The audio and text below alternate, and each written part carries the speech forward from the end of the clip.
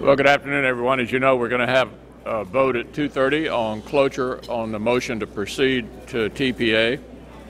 I understand the allegedly pro-trade Democrats have announced they're not going to support that. I want to make sure you understand what the demands they're making are. It's reminiscent of the situation we faced on the human trafficking bill. They're demanding that we guarantee an outcome in advance of going on a bill.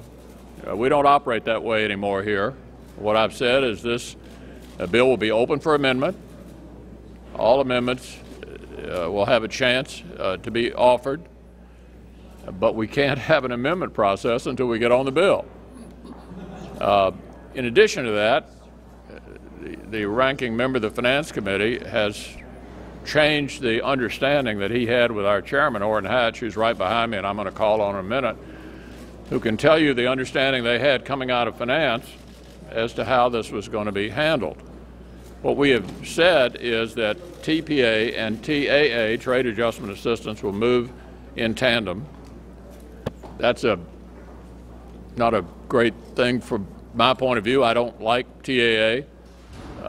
But we understand that that's something that the Democrats need to have in order to support TPA. The rest of these issues were collateral issues subject to an agreement between Chairman Hatch and Senator Wyden. And so I now call on Senator Hatch to give you his take on where we are. Well, we had agreed to bring up these four bills, TPA and TAA, together because there was an insistence, a bipartisan insistence, that TAA go with TPA, and then we'd bring up the second bill, and then the third bill, and then we'd bring up the customs bill, which has the currency language in it. Now, the Democrats know that the president cannot take that language. They also know that the House will not be able to take that language.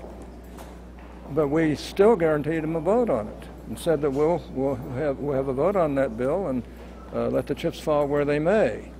And that's not good enough. Now they want to have all of them either molded together or be able to bring that language up on the major TPA bill. And that's not what we agreed to. It's not what we went forth on. It's not what everybody understood. And it's strange to me that they would change their commitments at the last minute when we're willing to have this go by regular order. Everybody will have a chance for their amendments within reason, but we do it the way we agreed to do it. And if they went on currency, that's on the customs bill, that's the way it is.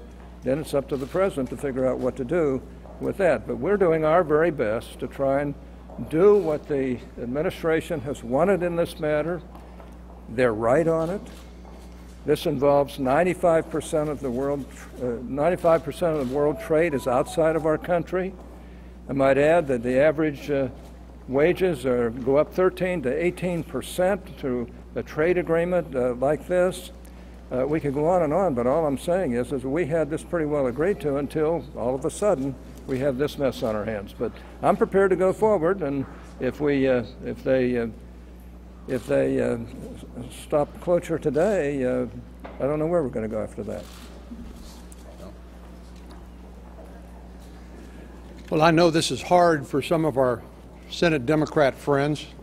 They're not actually used to a Senate that's functioning, and one where you have an open amendment process and an opportunity for anybody on either side of the aisle to offer an idea, to debate it and get a vote on it. That's what Senator McConnell has promised the nation, that the Senate would be in the 114th Congress, and he's keeping that commitment.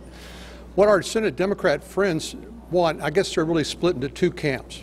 There's some that want to see a prepackaged bill that's negotiated behind closed doors, that's sprung on the country out of some conference room, and then they want to see a quick up or down vote without a lot of transparency, without a lot of opportunity to debate and examine the provisions of the legislation. And then let's be honest, there's some of our friends across the aisle who want to kill this bill, and they want to do anything and everything they can. There are some pro-trade Democrats, but unfortunately they're not going to help us get this bill debated today. But I know already there's some of them are reaching out to us and saying, how do we find a way forward? And ultimately it's up to the President. Republicans, by and large, are going to be supporting this legislation. And really it's a question, does the President of the United States have enough clout with members of his own political party to produce enough votes to get this bill debated and ultimately passed? And what you'll see here in a few minutes is a failure of the President's ability to convince members of his own party to support a piece of legislation that he himself supports. Well, trade is just really essential to our economy and to opening up new markets to products that are marked Made in the USA. That's what this debate is all about. As Senator Hatch mentioned, in the manufacturing sector of our economy, jobs that are related to trade pay 13 to 18% more. Since 2009, we've created 2.1 million jobs in this country related to trade. Trade is critically important to the part of the country that I'm come from, and farmers and ranchers and small businesses. People who benefit from that, from exports, are the people who are going to be hurt the most by the Democrats' unwillingness to move forward during this debate. And essentially what the Democrats are doing today by trying to block us from even getting on this legislation is throwing their own president under the bus. But more importantly, they're throwing American farmers, American ranchers, American small business people, American workers who will benefit from this, and American consumers who are going to benefit from this because it gives them more competition and more choices. Trade is good for our economy, trade is good for jobs, and it's really important that we get on this bill and that we move it as quickly as we can through the Senate and over to the House of Representatives, where hopefully they'll be able to pass it too, and we can get it on the President's desk and get these trade agreements moving forward so that we can open up more markets to American products, goods, and services in a way that helps not only the people who are making those things, but the consumers who are buying things, the workers who are going to benefit from higher wages, and all the jobs that are created. Senator McConnell, when you say that you're allowing... Go ahead. Thank you. When Republicans took the majority, people said, what are you going to do? What are you going to work with the President? And we said, well, trade is an area. It's important for jobs. It's important for the economy. It's important to make our products at home and products at home more affordable and to sell our products overseas. So certainly there's an economic benefit, but there's also a national security benefit. And today we invited the Secretary of Defense to come to the lunch at our conference to talk about the significant national security benefits of passing this trade legislation. And he made a very strong case. We want to pass this and get this to the President's desk. It's the Democrats who are standing in the way of what is one of the President's prime domestic policy plans for the economy of this country. It's the Democrats who are blocking this. This isn't a story about Senator McConnell versus Senator Reid. This is a story about Senator Reid and the Democrats against the President. They're the ones that are pulling the rug out, not just from under the President's feet, but also under the feet of all of those Americans who want the jobs and the benefits that come with trade. The President says that he has a pen and a phone. It's time to use them with members of his own party. Yeah. Senator McConnell, what's your, if this bill, I mean, if you have this vote, you want to go ahead with it, what's your next step if it fails? What are you going to do then? Well, I'll let you know later this. I'll let you know later this afternoon. Senator McConnell, what does it mean to have an open amendments process? Does that ensure that there would actually be a vote, for example, on a currency amendment, or is it? You specifically said you can offer amendments. I mean, are you going to? Yeah. Well, look, you all have noticed, I hope, the way we've been operating here. Virtually every bill we brought up has been open for amendment. It doesn't mean that absolutely every amendment everybody's got in mind gets offered. That didn't work out exactly like I hoped on the Iran bill last week because the Democrats prevented us from getting amendments. But my goal is to have an open amendment process for the important amendments to certainly get an opportunity to be voted on. And what I'm not going to put up with is the majority trying to the minority trying to craft the bill before we even get on it.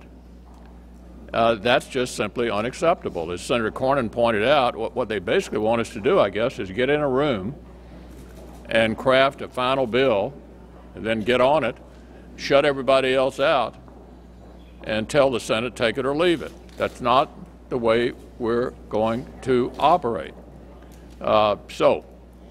Hopefully at some point they'll come to their senses and realize that those who say they're on the same side as the president will actually demonstrate it by giving us an opportunity to get on the bill for an open amendment process. Dana? Just to play the devil's advocate, there certainly have been times, like all the time, when the Senate has historically gotten into a room and just tweaked something or had an agreement or a compromise before bringing it to the floor. It happens all the time. It's happened, but it's not going to happen on this bill. But Senator McConnell, why is it not a backroom deal to link TAA with TPA, but somehow it is a backroom deal? It came out of the Finance Committee. There was an understanding. We had regular order. They dealt with this issue in Finance Committee. It came out of the Finance Committee with an understanding that we would do those two attached. I'm not crazy about that. I'll probably vote for a motion to strike TAA, but we understand that that will pass, be connected to TPA, give us our best chance of passing the House and actually getting a signature. Look, this is not a game. This is about trying to accomplish something important for the country that happens to be the president's #1 domestic priority at the moment. Nora? Senator, that the president or the White House is working to try to move Democrats. Do you have any personal indication of that? I think they are. I praised the president last week. Several of you almost fainted. I think he's working hard on this, but he hadn't got. Looks like we're not going to get the result, at least at 2:30. But this issue's not over, and we hope to put this in the win column for the country on a bipartisan basis sometime soon. Thanks. Senator McConnell.